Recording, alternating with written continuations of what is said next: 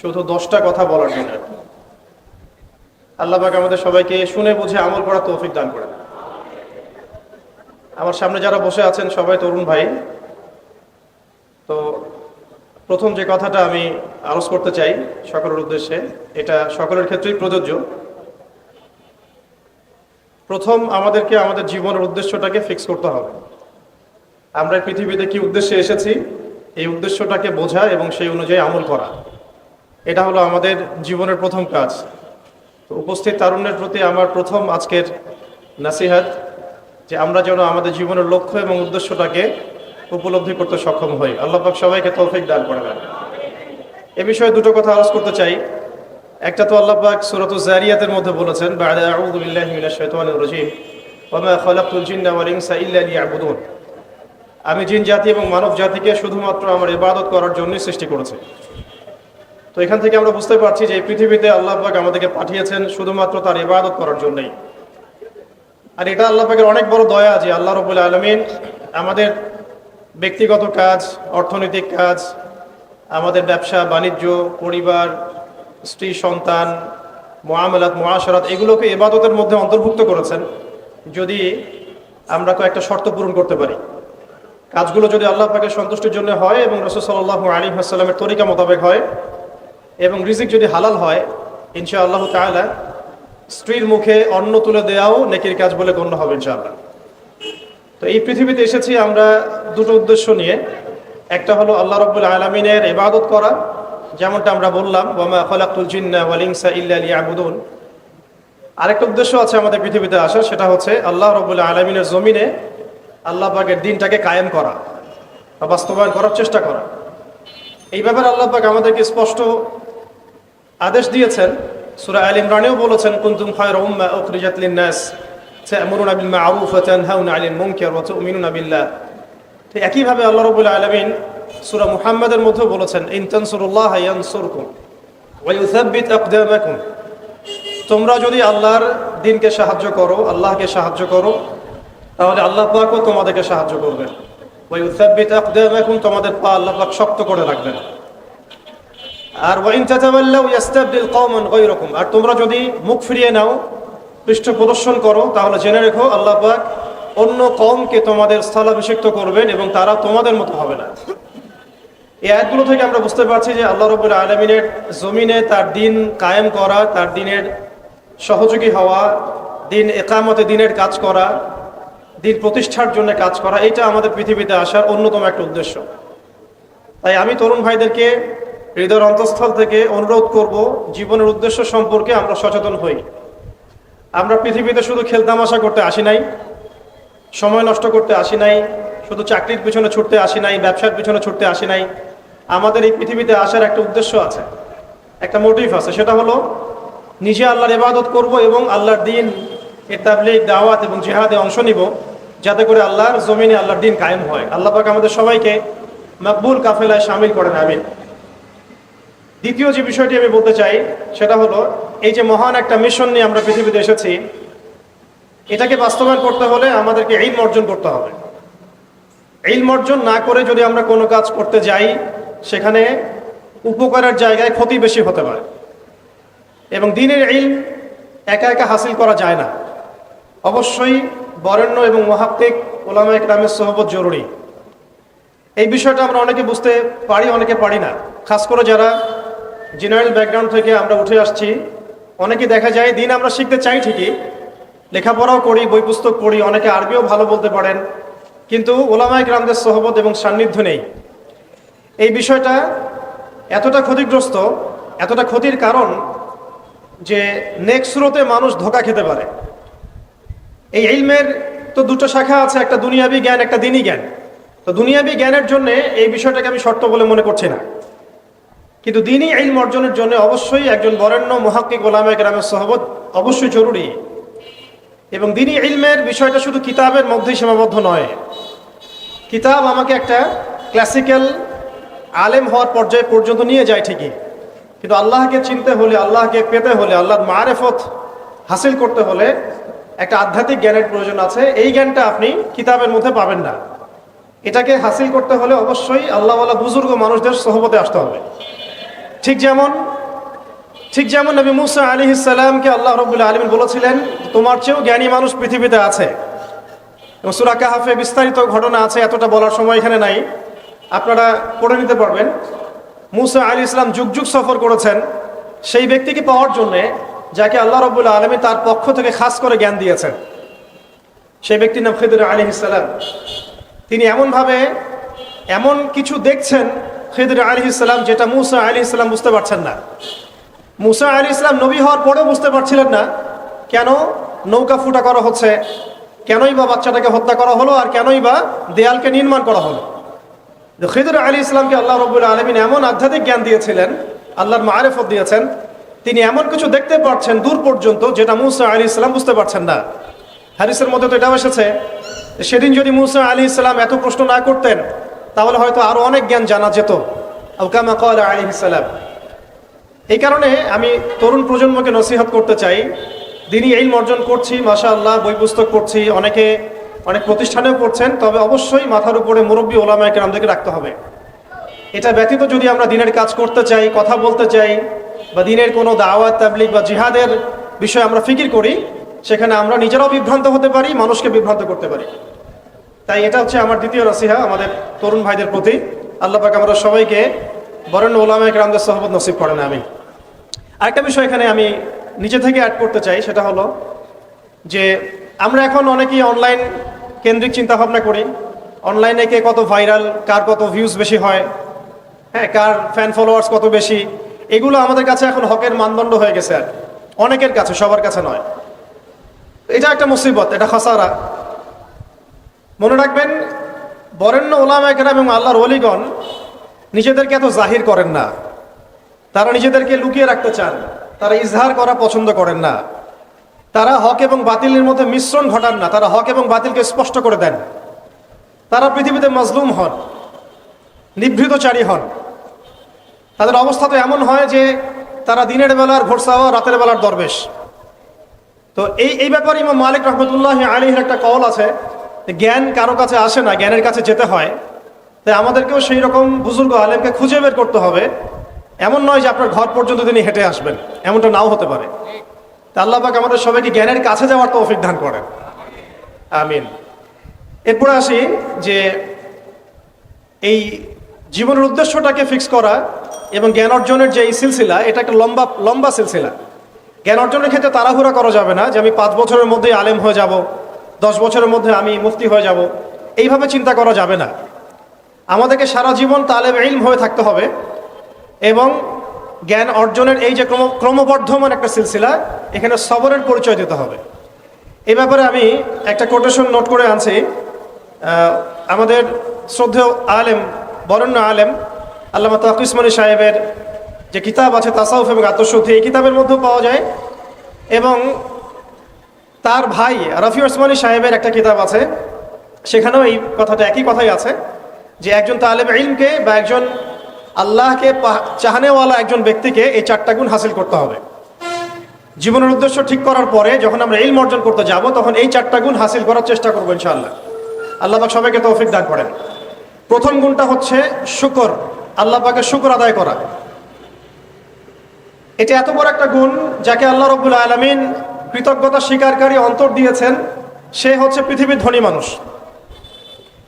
চলতে ফিরতে উঠতে বসতে সবসময় আমরা আল্লাহ পাকের নিয়ামতগুলো স্মরণ করব এবং সবসময় বলতে থাকবো আলহামদুলিল্লাহ, বলতে থাকবো আলহামদুলিল্লাহ।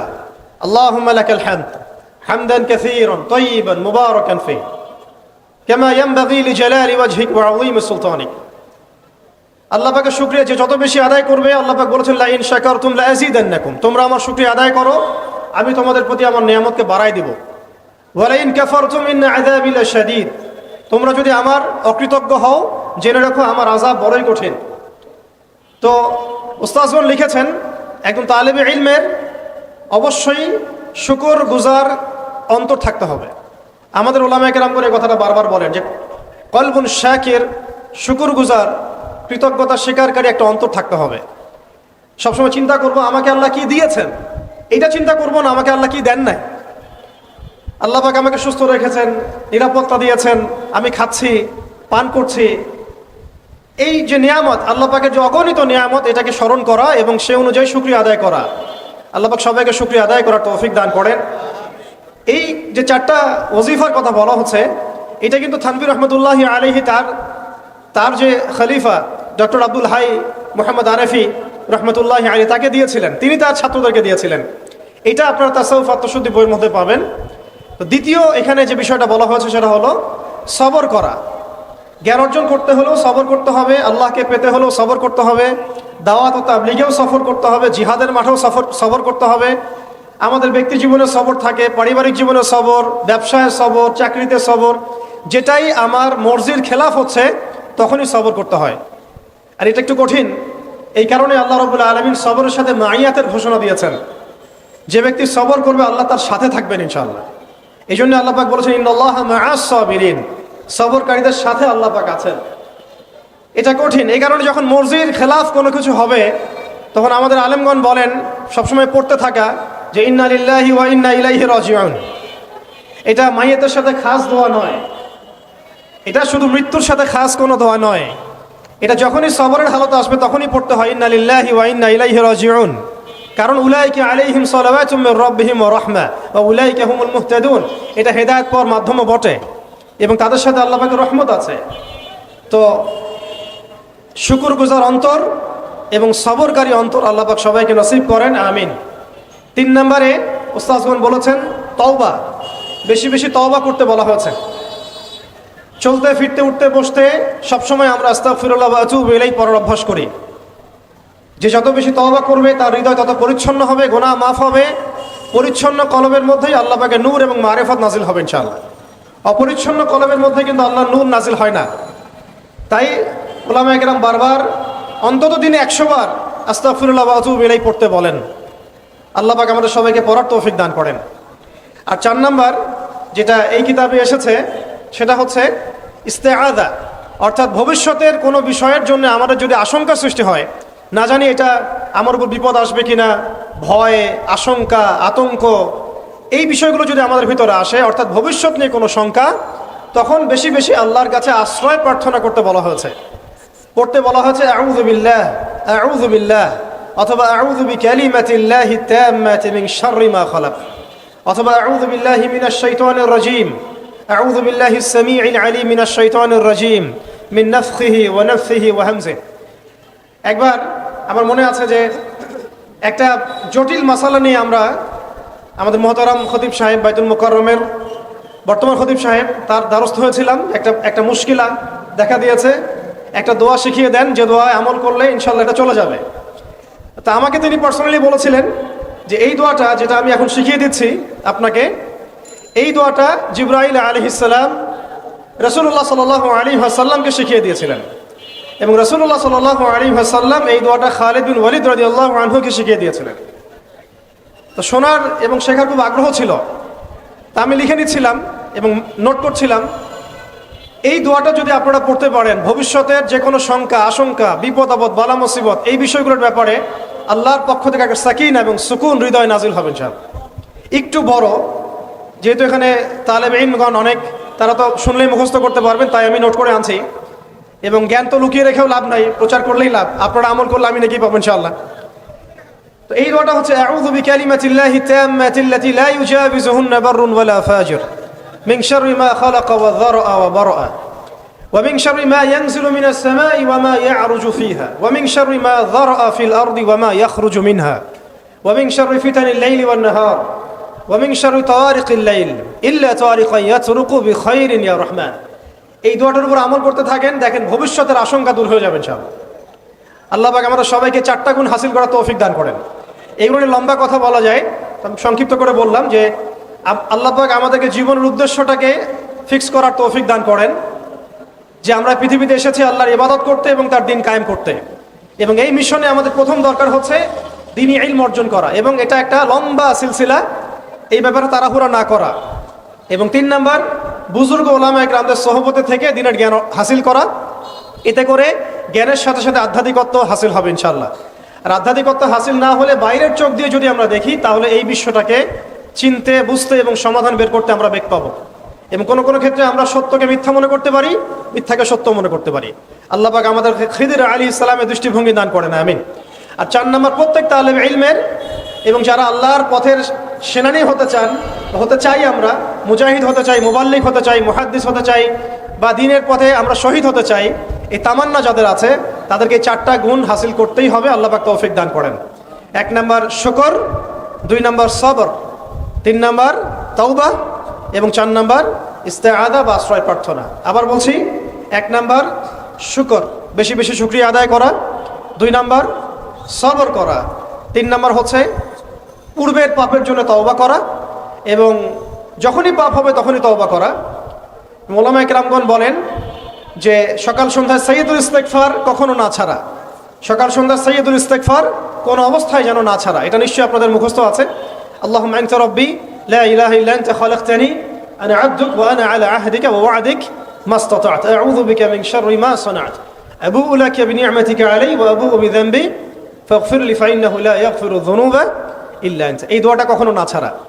এবং যখন পূর্বের কোনো পাপের কথা মনে হয় যে এতদিন আগে আমার একটা পাপ হয়ে গিয়েছিল, মনটা একটু খারাপ হতে পারে, চোখে পানি আসতে পারে, ইমিডিয়েটলি পড়তে বলা হচ্ছে আস্তাগফিরুল্লাহ ওয়া আতুবু ইলাইহি, আস্তাগফিরুল্লাহ ওয়া আতুবু ইলাইহি। আল্লাহ পাক সবাইকে খাস তওবা করার তৌফিক দান করেন।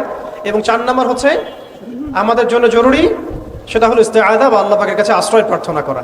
আল্লাহ রাব্বুল আলামিন আমরা সবাইকে তার কাছে আশ্রয় প্রার্থনা করার তৌফিক নসিব করেন, আমিন। ওকে, আচ্ছা, আমরা সংক্ষিপ্ত করে শেষ করে দিচ্ছি।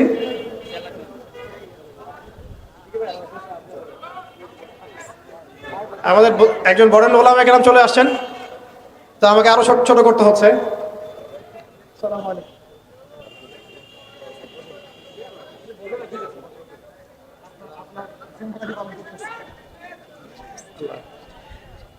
তো 4টা বিষয় বলেছি আমি। 5 নম্বরটা হচ্ছে যে চলমান যে ফিতনাগুলো আছে আমাদের সামনে, এই ফিতনাগুলোকে কাগজে কলমে আইডেন্টিফাই করা। আমি সহজ করে দিই আপনাদের জন্য। আমাদের সামনে ফিতনাগুলো কয়েকটা ক্ষেত্রে বিভক্ত। একটা হচ্ছে ব্যক্তিগত ক্ষেত্রে ফিতনা, একটা হলো আমাদের শিক্ষা ক্ষেত্রের ফিতনা, একটা হলো আমাদের অর্থনৈতিক ক্ষেত্রের ফিতনা, একটা হলো সাংস্কৃতিক ক্ষেত্রের ফিতনা, একটা পারিবারিক ক্ষেত্রে এবং একটা রাষ্ট্রীয় ক্ষেত্রে, এবং এর চেয়ে বড় পরিসরে আছে বৈশ্বিক ক্ষেত্রে কিছু ফিতনা। এই ফিতনাগুলোকে আমাদেরকে কাগজে কলমে এবং আল্লাহর নূর দিয়ে, কোরআন সুন্নাহর চোখ দিয়ে আইডেন্টিফাই করতে হবে এবং সেগুলোকে সমাধানের পথ খুঁজে বের করতে হবে। আল্লাহ পাক আমাদের সবাইকে তৌফিক দান করেন, আমিন। 6 নম্বর হচ্ছে যে আমাদের যে গন্তব্য যে আমরা চাই আল্লাহর জমিনে দিন কায়েম হোক, এই গন্তব্যে ইস্তেকামা ধরে রাখা বা ধারাবাহিকতা বজায় রাখা। এমন যেন না হয় যে আমাদের কিছুদিনের কাজ খুব গতিসম্পন্ন হচ্ছে এবং বাকি কাজ মন্থর হচ্ছে, এমনটা যেন না হয়।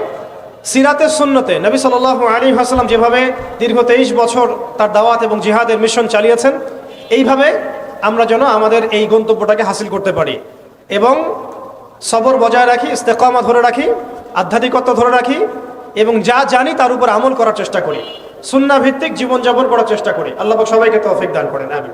7 নম্বর দরকার হচ্ছে আমাদের হালাল রিজিক। যদি রিজিকটা আমাদের হালাল না হয়, তাহলে এই যে এত বড় বড় কথা বলছি বা এত বড় স্বপ্ন দেখছি, এগুলো কিন্তু ভাই আসলে বাস্তবায়ন করা খুব কঠিন হবে। কোনো কোনো ক্ষেত্রে হয়তো সম্ভবও হবে না। ইন্নাল্লাহা তাইয়্যিব লা ইকবালু ইল্লা তাইয়্যিব। আল্লাহ পাক পবিত্র, তিনি পবিত্র ছাড়া কিছু কবুল করেন না। আর এখন রিজিকের মধ্যে যত ফিতনা, সুদের ফিতনা আছে, ঘুষের ফিতনা, দুর্নীতির ফিতনা, কাগজের টাকার হারামের কিছু ফিতনা চলে আসছে এর ভিতরেও, ক্রিপ্টোকারেন্সির ফিতনা আসতেছে সামনে। এছাড়া আছে আমাদের মার্কেটের সিন্ডিকেট, পণ্য মজুত করা, মাপে কম দেয়া, মানে হারাম খাওয়ার যতগুলো অপশন আছে, আমার মনে হয় এই জামানায়, এই যুগে এটা সবচেয়ে বেশি উন্মুক্ত আমাদের সামনে। তো হারাম খাওয়া সহজ, হালালে চলা একটু কঠিন, তবে হালাল খাওয়াটা অসম্ভব নয়। আল্লাহ পাক সূরা তালাকের মধ্যে বলেছেন, ওয়া মান ইয়াত্তাকিল্লাহ ইয়াজআল লাহু মাখরাজা। যে ব্যক্তি আল্লাহকে ভয় করে, আল্লাহ পাক তার জন্য রাস্তা বের করে দেন। ওয়া ইয়ারযুকহু মিন হাইথু লা ইয়াহতাসিব। এবং এমন উৎস থেকে আল্লাহ পাক তাকে রিজিক দেন যা সে কখনো কল্পনাও করে নাই। আল্লাহ পাক আমরা সবাইকে হালাল খাবার তৌফিক দান করেন, আমিন। 8 নম্বর এবং 9 নম্বর একসাথে বলে শেষ করছি। সেটা হলো আমাদের প্রত্যেককে কমপক্ষে পার্ট টাইম দাওয়াতের কাজ করতে হবে। দাওয়াত এবং তাবলীগের কাজটা এটা এখন আমভাবে সকলের উপর বর্তিয়ে গিয়েছে। এটা ব্যাপারটা এমন নয় যে ওলামায়ে কেরামগণ দাওয়াতের কথা বলবেন, তাবলীগের কথা বলবেন, আমাদের উপর কোনো জিম্মেদারি নাই। ব্যাপারটা কিন্তু এমন নয়। আমাদের প্রত্যেককে সৎ কাজে আদেশ করতে হবে, অসৎ কাজে নিষেধ করতে হবে। এবং আপনারা তো সবাই জানেন হুযায়ফা রাদিয়াল্লাহু আনহু থেকে যে হাদিসটা বর্ণিত হয়েছে সহিহ মুসলিম শরীফে এসেছে যে যদি আমরা সৎ কাজে আদেশ না করি, অসৎ কাজে নিষেধ না করি, তাহলে আল্লাহর পক্ষ থেকে বিপদ আপদ বালা মুসিবত গজব আসবে। এই সময় ওই কম দোয়া করবে, কিন্তু এই দোয়া আল্লাহর দরবারে কবুল হবে না। তাই আল্লাহ রাব্বুল আলামিন আমাদের সবাইকে সৎ কাজে আদেশ করার তৌফিক দান করেন, অসৎ কাজে নিষেধ করার তৌফিক দান করেন, হালাল খাওয়ার তৌফিক দান করেন এবং দাওয়াত ও তাবলীগের সবাইকে এই মেহনতে যুক্ত থাকার তৌফিক দান করেন। আর সর্বশেষ যে কথাটা বলতে চাই সেটা হলো এই দিন কায়েমের যে স্বপ্ন, এই স্বপ্নে আমাদের সবার দাওয়াতের সাথে জিহাদের তামান্না থাকতে হবে, শাহাদাতের মৌতের তামান্না থাকতে হবে। আমি আবারও রিপিট করছি, এই মিশনে আমাদের সবাইকে দাওয়াত এবং তাবলীগের সাথে জিহাদের তামান্না এবং শাহাদাতের তামান্না থাকতে হবে। হাদিসে স্পষ্ট এসেছে যে ব্যক্তি জিহাদ করে না বা জিহাদের আকাঙ্ক্ষাও করে না, যে ব্যক্তি জিহাদ করে না এবং জিহাদের আকাঙ্ক্ষাও কখনো করে না, সে ব্যক্তি যেন মুনাফিকের মৃত্যুর একটা শাখার উপর মৃত্যুবরণ করলো। আল্লাহ পাক আমাদের সবাইকে নেফাকি থেকে হেফাজত করেন, আমিন। সম্মানিত উপস্থিতি এবং আমার সামনে উপবিষ্ট তরুণ প্রজন্মের দিনী ভাইরা, এই 10টা কাজ যদি আমরা করতে পারি, আমরা আশা করি এই 10টা কাজের সমন্বয় হলে আস্তে আস্তে হলেও আমরা ইনশাআল্লাহ তাআলা অচিরেই বাংলার জমিনে পরিপূর্ণ দিন কায়েম বলতে আমরা যা বুঝি, আল্লাহর জমিনে আল্লাহর দিন প্রতিষ্ঠা এবং শরিয়া বিধান প্রতিষ্ঠা, এটা কোনো অসম্ভব বিষয় নয় এবং এটা কোনো সময় সাপেক্ষ বিষয় হবে না ইনশাআল্লাহ। আল্লাহ পাক আমরা সবাইকে 10টা কাজ করার তৌফিক দান করেন। শেষ করার আগে আমি আরেকবার রিপিট করছি, আমাদের সবাইকে আল্লাহ পাক জীবনের লক্ষ্য এবং উদ্দেশ্যকে নির্ধারণ করার, ফিক্স করার তৌফিক দান করেন। দুনিয়ার মহব্বত আমাদের হৃদয় থেকে আল্লাহ পাক দূর করে দেন, আখিরাতের মহব্বত আমাদের মধ্যে দান করেন। দ্বিতীয় বিষয় হচ্ছে আমাদের সবাইকে এই মিশনে কাজ করার জন্য প্রথম যেটা দরকার জ্ঞান অর্জন করা, সেই জ্ঞান অর্জন আল্লাহ পাক সবাইকে করার তৌফিক দান করেন এবং সেই জ্ঞান অর্জন উলামায়ে কেরামদের সোহবতে করার তৌফিক দান করেন। মাথার উপরে বুজুর্গ আলেম রাখার তৌফিক দান করেন। পাশাপাশি যে 4টা খাস গুণাবলীর কথা আমি বলেছি, শুকর, সবর এবং তাওবা এবং ইস্তেআদা, এই 4টা হাসিল করার তৌফিক দান করেন। হালাল রিজিক খাওয়ার তৌফিক দেন এবং সৎ কাজে আদেশ করার, অসৎ কাজে নিষেধ করার তৌফিক দান করেন। দাওয়াত ও তাবলীগের সাথে আল্লাহর রাস্তায় জিহাদ এবং শাহাদাতের তামান্না আল্লাহ পাক আমাদের সবার কলবের মধ্যে বসায় দেন, আমিন। ওয়া আখিরু দাওয়ানা আনিল হামদুলিল্লাহি রাব্বিল আলামিন। সুবহানাকাল্লাহুম্মা ওয়া বিহামদিক, আশহাদু আল্লা ইলাহা ইল্লা আনতা, আস্তাগফিরুকা ওয়া আতুবু ইলাইক। আসসালামু আলাইকুম।